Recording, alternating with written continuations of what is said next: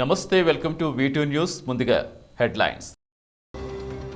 మండల కేంద్రమైన రేణుగుంటలో సచివాలయం నిర్మాణానికి శంకుస్థాపన చేసిన ఎమ్మెల్యే బియ్యపు మధుసూదన్ రెడ్డి కుమార్తె పవిత్ర. 3, 4, 5 వార్డులకు సచివాలయం భవనం నిర్మించనున్న అధికారులు.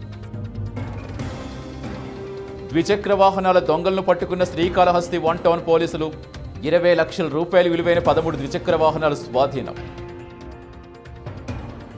రాష్ట్రంలో మళ్లీ పెరుగుతున్న కరోనా వైరస్ కేసుల సంఖ్య. గత 24 గంటల్లో 4,622 పాజిటివ్ కేసులు నమోదు. శేషాచలం అభయారణ్యంలో మళ్లీ ఎర్రచందనం స్మగ్లర్ల అలజడులు. తలకోన అటవీ ప్రాంతంలో 10 లక్షలు విలువ చేస్తే 49 దొంగలు స్వాధీనం చేసుకున్న టాస్క్ ఫోర్స్. గత 16 రోజులుగా జరుగుతున్న షోడశ దిన సుందరాకాండ పారాయణ నేటితో పూర్తి. 2,821 శ్లోకాలు 16 మంది ఉపాసకులతో 16 రోజుల పాటు పారాయణ చేయించిన టీటీడీ అధికారులు.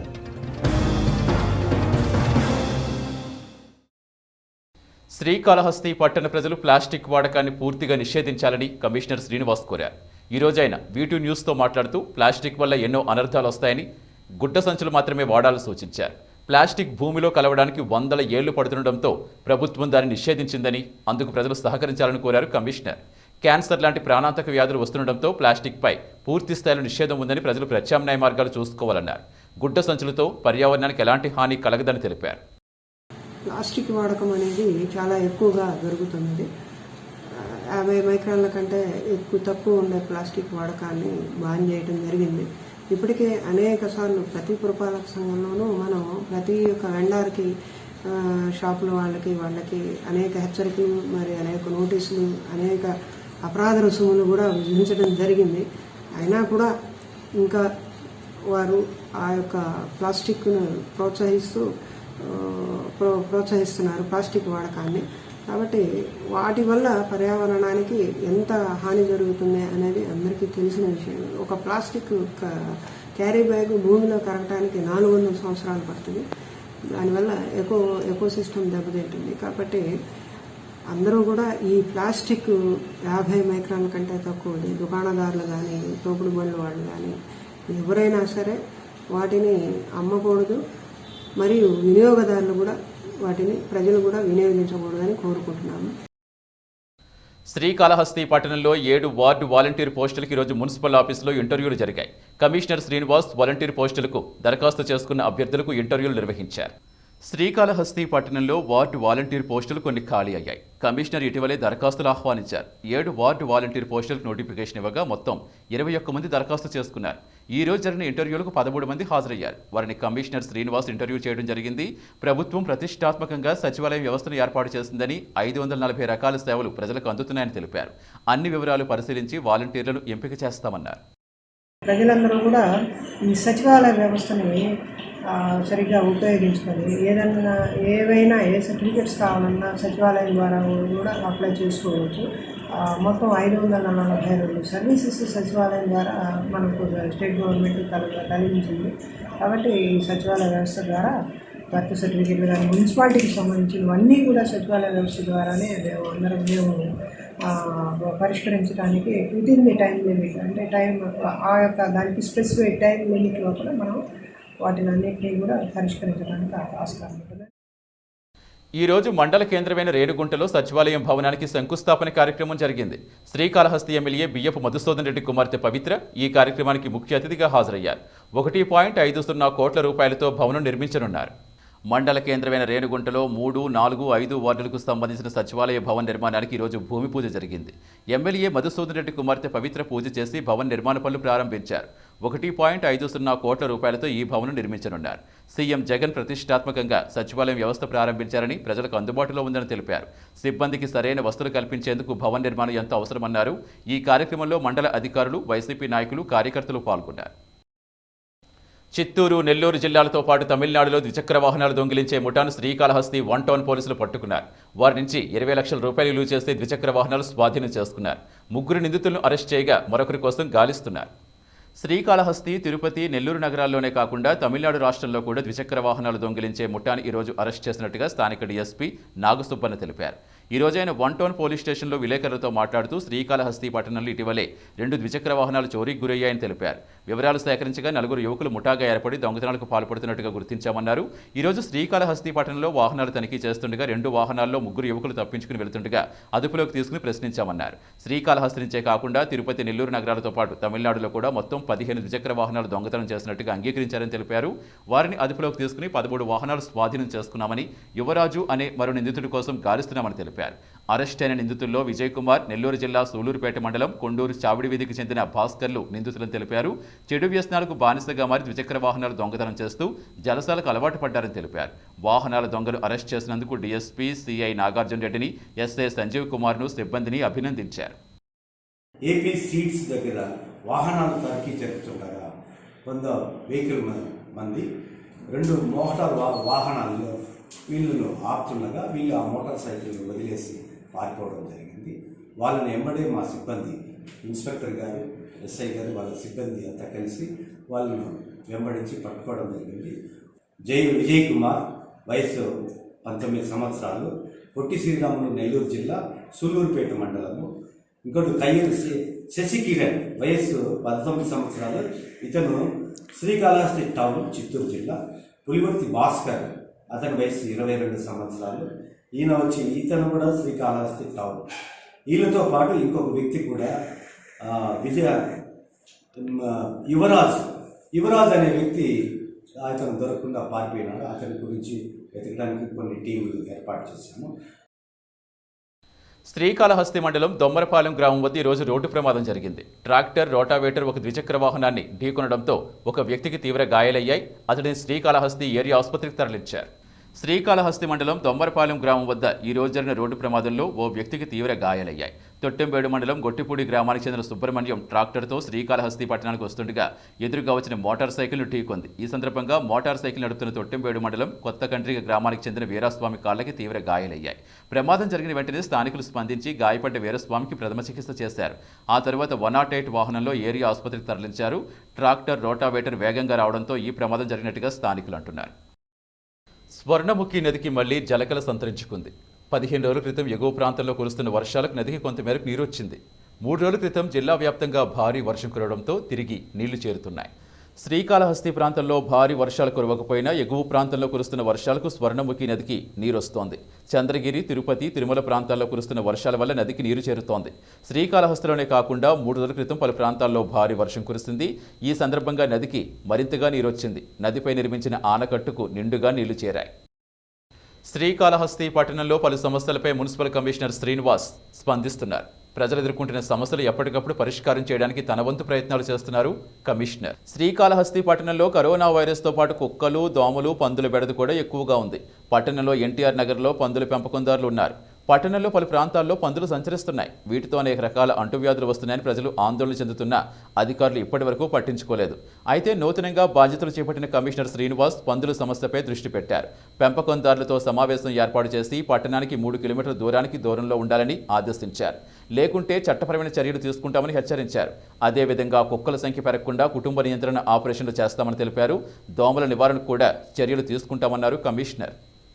పందుల పెంపకందారులను పిలిపించి మీటింగ్ పెట్టి వాళ్ళని హెచ్చరించడం జరిగింది. వారం రోజుల లోపల పందుల్ని తరలించుకోమని చెప్పడం జరిగింది. వారు ఆ వారం రోజుల లోపల పందుల పెంపకందారులు ఆ విధంగా చేయనట్లయితే మున్సిపాలిటీనే ఇనిషియేషన్ తీసుకొని వాటిని తరలించడం జరుగుతుంది. కడప మరియు చెన్నై వారి సహకారంతో. మరియు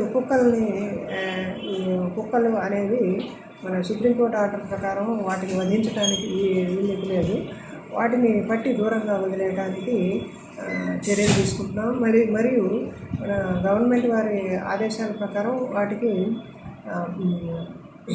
వ్యాక్సినేషన్ చేసి వాటిని మనం కుటుంబ నియంత్రణ ఆపరేషన్ చేసి వీధుల్లో ఎక్కడ తీసుకెళ్ళామో మళ్ళీ అక్కడికే వదిలేయాలి. దేశంలో కరోనా వైరస్ కేసులు ఉధృతి కాస్త తగ్గినట్టు కనిపిస్తున్నా ఇంకా మనమంతా ప్రమాదంలోనే ఉన్నామన్నారు ప్రధానమంత్రి నరేంద్ర మోడీ. కేంద్ర మాజీ మంత్రి పద్మభూషణ్ బాలాసాహెబ్ వికే పాటిల్ ఆత్మకథ ఆవిష్కరణ సభలో ఆన్లైన్ ద్వారా ప్రధాని మోడీ ప్రసంగించారు. పార్టీలు గొప్ప రాజనీతి కలిగిన నాయకుడని, ఆయన గురించి మహారాష్ట్రలో అందరికీ తెలుసున్నారు ప్రధాని. అనంతరం దేశంలో కరోనా వైరస్ తాజా పరిస్థితిపై ప్రధాని స్పందించారు. మహారాష్ట్రలో పరిస్థితి కాస్త ఆందోళనకరంగా ఉందని, మాస్కులు ధరించి వ్యక్తిగత దూరం పాటించడంలో అలసత్వం ఉండకూడదని ప్రజలందరికీ విజ్ఞప్తి చేశారు ప్రధాని నరేంద్ర మోడీ. पीएम किसान सम्मान निधि योजना से किसानों को छोटे छोटे खर्चे के लिए दूसरों के पास जाने की मजबूरी से मुक्ति दिलाई है। इस योजना के तहत 1 लाख करोड़ रुपए सीधे किसानों के बैंक खातों में ट्रांसफर किए जा चुके हैं। कोई बिचौलिया नहीं।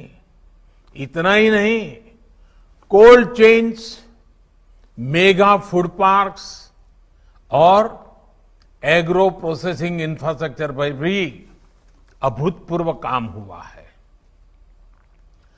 गांव के हाटों से लेकर के बड़ी मंडियों के आधुनिकीकरण से भी किसानों को लाभ होने वाला है। ప్రభుత్వం ఎన్ని గట్టి చర్యలు తీసుకున్నప్పటికీ కరోనా వైరస్ కేసులు మాత్రం ఆగటం లేదు. చాప కింద నీరులా కేసుల సంఖ్య రోజురోజుకు పెరుగుతూ పోతుంది. గడిచిన 24 గంటల్లో రాష్ట్రంలో కొత్తగా 4622 కేసులు నమోదయ్యాయి. గత 24 గంటల్లో రాష్ట్రంలో 72,082 శాంపిల్స్ను ప్రభుత్వం సేకరించింది. వీటిలో కొత్తగా నిన్న 4,622 కరోనా వైరస్ పాజిటివ్ కేసులు నమోదయ్యాయి. దీంతో రాష్ట్రంలో పాజిటివ్ కేసుల సంఖ్య 7,63,573కు చేరింది. వీరిలో చికిత్సలు పూర్తి చేసుకుని అనంతరం తాజాగా 5,715 మంది డిశ్చార్జ్ కాగా ఇప్పటి వరకు రాష్ట్ర వ్యాప్తంగా 7,14,427 మంది డిశ్చార్జ్ అయ్యారు. గత 24 గంటల్లో కరోనా వైరస్ కారణంగా 35 మంది మృత్యువాత పడ్డారు. దీంతో ఇప్పటి వరకు కరోనా కారణంగా మృతి చెందిన వారి సంఖ్య 6,291కి చేరుకుంది. కొత్తగా ఈ రోజు నమోదైన కరోనా వైరస్ కేసులపై ప్రత్యేక దృష్టి సారించిన ప్రభుత్వం సంబంధిత వారిని ఆసుపత్రికి తరలించి వైద్య సేవలు అందిస్తున్నారు. వీరి నుంచి మరికొంతమందికి వైరస్ వ్యాప్తి చెందకుండా ప్రత్యేక జాగ్రత్త చర్యలు తీసుకుంటున్నారు. చిత్తూరు జిల్లాలో శేషాచలం అభయారణ్యాల్లో ఎర్రచందనం స్మగ్లర్స్ అరెస్టులు కొనసాగుతూనే ఉన్నాయి. తాజాగా పీలేరు టు తలకోన మధ్యలో అటవీ ప్రాంతంలో 49 ఎర్రచందనం దొంగలు స్వాధీనం చేసుకున్నారు టాస్క్ ఫోర్స్ అధికారులు. చిత్తూరు జిల్లా పీలేరు తలకోన మధ్యలోని అటవీ ప్రాంతంలో టాస్క్ ఫోర్స్ అధికారులు కూంబింగ్ కొనసాగుతోంది. తలకోన సెంట్రల్ బీట్ పరిధిలో కాటుక కనుమ వద్ద కూంబింగ్ నిర్వహిస్తుండగా ఎర్ర కూలీలు తారసపడ్డారు. అటవీ సిబ్బందిని చూసి తాము మోసుకొస్తున్న సుమారు 49 ఎర్రచందనం దొంగలను ముళ్ల పొదల్లో పడేసి అటవీ ప్రాంతంలోకి పరుగులు తీశారు. చెట్ల పొదల్లో దాక్కున్న స్మగ్లర్స్ అటవీ అధికారులపై రాళ్లదాడికి పాల్పడ్డారు.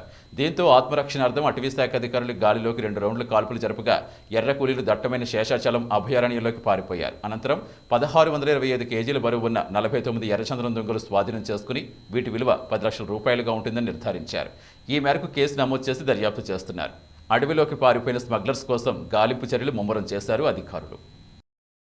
కరోనా వైరస్ నుంచి ప్రపంచం బయటపడాలని, అందరూ ఆరోగ్యంగా ఉండాలనే ఉద్దేశంతో టీటీడీ పలు ఆధ్యాత్మిక ప్రవచన కార్యక్రమాలు నిర్వహిస్తోంది.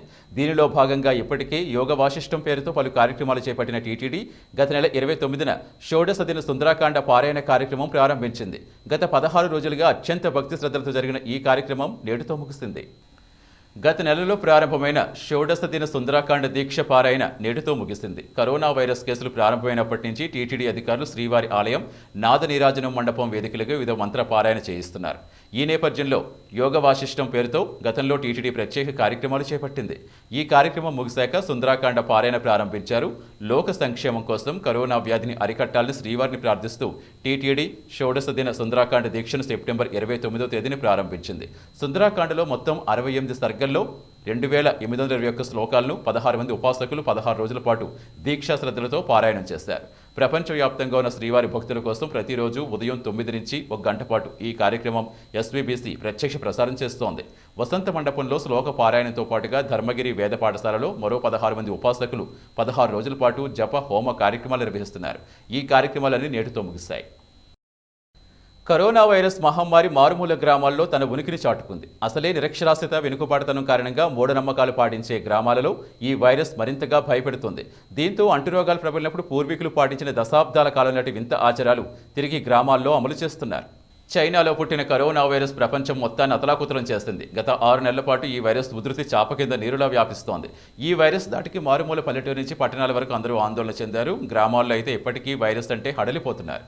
ఇక కొన్ని చోట్లయితే తమ గ్రామదేవత ఆగ్రహించడంతోటే ఇలా ఉపద్రవం జరిగిందంటూ ఆందోళన చెందుతున్నారు. ఈ నేపథ్యంలో గత 4-5 దశాబ్దాలుగా కనిపించని ఆచారాలు మళ్లీ తెరపైకి తెస్తున్నారు. 50 ఏళ్ల క్రితం అంటురోగాలు వచ్చినప్పుడు పెద్దలు పాటించిన మూఢనమ్మకాలను కొనసాగిస్తున్నారు. తాజాగా తెలంగాణ రాష్ట్రం కామారెడ్డి జిల్లా బీబీపేట గ్రామస్తులు పాటించిన ఓ వింత ఆచారం సోషల్ మీడియాలో హల్చల్ చేస్తోంది. తమ గ్రామ దేవతకు గ్రామంలో దుష్ట శక్తులను తరిమేయాలని గ్రామ పెద్దలు నిర్ణయించారు. దీంతో గ్రామంలో ప్రతి ఇంటిలో ముడుపులు కట్టి గ్రామం మొత్తాన్ని వదిలిపెట్టి వెళ్లిపోయారు గ్రామస్తులు. ఇలా గ్రామానికి 5 కిలోమీటర్ల దూరంలో తాత్కాలిక నివాసాలు ఏర్పాటు చేసుకున్నారు. ఈ సందర్భంలో కొందరు గ్రామ పెద్దలు మాత్రం ఊర్లోకి వెళ్లి పెద్ద పెద్ద డప్పు శబ్దాలు చేస్తూ గ్రామంలో ప్రత్యేక పూజలు చేశారు. అనంతరం బలి నివేదన సమర్పించి కరోనా మహమ్మారి తమ గ్రామం వదిలి వెళ్లిపోవాలని గట్టిగా అరిచారు. 50 ఏళ్ల ముందు అంటురోగాలు ప్రబలినప్పుడు ఇలాంటి ఆచారాలు మన పూర్వీకులు పాటించేవారు. సరిగ్గా కరోనా వైరస్ కారణంగా ప్రస్తుతం ఈ ఆచారాన్ని తిరిగి పాటించడం సోషల్ మీడియాలో నెటిజన్లను ఆకర్షిస్తోంది. కరోనా వైరస్ సృష్టించిన పెను అలజడులకు ప్రపంచ దేశాలు అతలాకుతలమయ్యాయి. ఈ వైరస్ దాటికి సామాన్యుల నుంచి దేశాధ్యక్షుల వరకు ఇబ్బందులు పడ్డారు. ఇక ప్రపంచానికే పెద్దన్నగా వ్యవహరిస్తున్న అమెరికా దేశ అధ్యక్షులు డొనాల్డ్ ట్రంప్ కూడా కరోనా వైరస్ బారిన పడ్డారంటే పరిస్థితి ఎలా ఉందో అర్థం చేసుకోవచ్చు. ఓవైపు అమెరికాలో ఎన్నికలకు సమయం దగ్గర కావటం, మరోవైపు కరోనా వైరస్ ఉధృతి కారణంగా అమెరికా వాసులు కలవరపడుతున్నారు. ఈ నేపథ్యంలో కరోనా వైరస్ నుంచి పూర్తిగా కోలుకున్న ట్రంప్ ఎన్నికల ప్రచారం మొదలుపెట్టారు. ఓర్లాండో వద్ద ఉన్న సాన్ పోర్ట్లో ఆయన ఓ మీటింగ్లో పాల్గొన్నారు. 10 రోజుల పాటు ప్రచారానికి దూరంగా ఉన్న ట్రంప్ ఫ్లోరిడా రాష్ట్రంలో జరగబోయే సభకు హాజరయ్యారు. కరోనాతో వైరస్ దశ దాటేశానని, తాను ఓ శక్తివంతుడి తరహాలో ఫీలవుతున్నట్టుగా అమెరికా అధ్యక్షుడు ట్రంప్ ప్రకటించారు. వీటూ న్యూస్ ముగించే ముందు హెడ్లైన్స్ మరోసారి. మండల కేంద్రమైన రేణిగుంటలో సచివాలయం నిర్మాణానికి శంకుస్థాపన చేసిన ఎమ్మెల్యే బియ్యపు మధుసూదన్ రెడ్డి కుమార్తె పవిత్ర. 3, 4, 5 వార్డులకు సచివాలయం భవనం నిర్మించనున్న అధికారులు. ద్విచక్ర వాహనాల దొంగలను పట్టుకున్న శ్రీకాళహస్తి 1 టౌన్ పోలీసులు. 20 లక్షల రూపాయలు విలువైన 13 ద్విచక్ర వాహనాలు స్వాధీనం. రాష్ట్రంలో మళ్లీ పెరుగుతున్న కరోనా వైరస్ కేసుల సంఖ్య. గత 24 గంటల్లో 4,622 పాజిటివ్ కేసులు నమోదు. శేషాచలం అభయారణ్యంలో మళ్లీ ఎర్రచందనం స్మగ్లర్ల అలజడులు. తలకోన అటవీ ప్రాంతంలో 10 లక్షలు విలువ చేస్తే 49 దొంగలు స్వాధీనం చేసుకున్న టాస్క్ ఫోర్స్. గత 16 రోజులుగా జరుగుతున్న షోడశ దిన సుందరాకాండ పారాయణ నేటితో పూర్తి. 2,821 శ్లోకాలు 16 మంది ఉపాసకులతో 16 రోజుల పాటు పారాయణ చేయించిన టీటీడీ అధికారులు.